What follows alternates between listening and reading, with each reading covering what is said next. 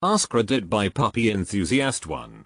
Exotic pet owners of Reddit, what's something you wish you had known before adopting your pet? Exotic vets are few and far between and they don't keep regular vet hours. Emergency vets in my area don't take bunnies. Edit because everybody is talking about snakes and parrots and tortoises and stuff. Rabbits are considered exotic for veterinary purposes. Some snakes live for 30 years. My tarantula will live for 25 years. Bearded dragons are very prone to fatty liver disease, so you should only feed them superworms occasionally as a treat. If you can't source dubia roaches or another appropriate staple bug, Rapashi's powdered bug diet is an adequate substitute, if you can get them to eat it, but you'll have to compensate for it by offering crunchy veggies often, or else they'll get tooth decay. They are also much more competent hiders and climbers than you would expect, so you really shouldn't take your eyes off them for long if you're letting them run around outside their enclosure. I love bearded dragons, but I know I could never own one because I have a horrible roach phobia. Like, I can't even look at a picture of one of those bugs, let alone look at it long enough to feed to something. Dwarf hedgehogs are capable of biting through toenails. One sentence horror, ouch. How expensive an appropriate sized bird cage is. Mine took over my master bathroom. Pet stores give outdated care information and you will have to buy a new cage and throw out half the treats and toys you bought from them. Don't forget that a pet store's ultimate goal is to get you to buy as much as possible. Individual employees may care a lot, but they are beholden to sales goals and management pushing. Fish are very expensive to keep happy and healthy. The water needs cycled and it takes forever. Goldfish are not easy pets to take care of. They get enormous and are shit machines, so you need to be making sure that tank is big and well filtered. Just because they live and think they are fine in the dinky bowl or starter tank you got them, doesn't mean they are healthy or comfortable. That carnival fish is easily a 50-75 gallon commitment. Can confirm. I won 3 goldfish at a Halloween carnival and ended up having to get them a 75 gallon tank after they grew to the size of footballs. It took up a whole corner of my house and my life revolved around constantly changing their water because they'd shit it up so fast. Never again. Burmese python, how big it would get. I had to give it over to local zoo. It grew to 10 feet long and very heavy within 2 years.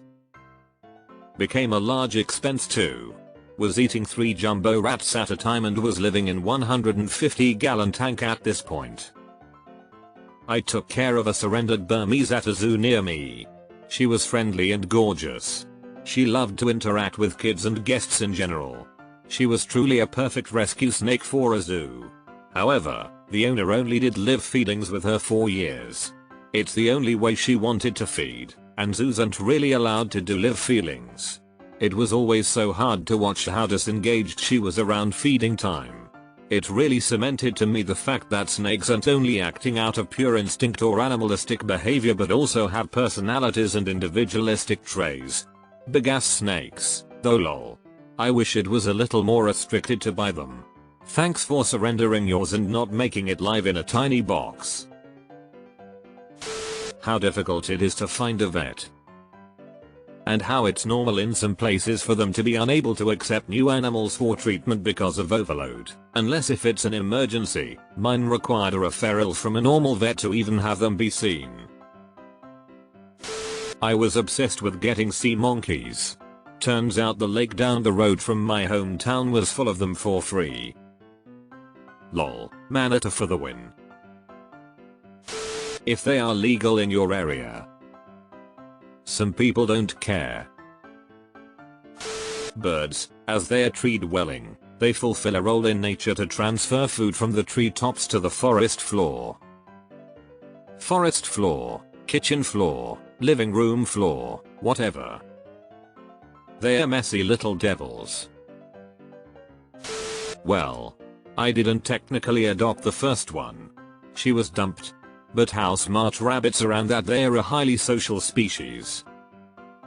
Also how hard it is to find an exotic pet and how pricey they are.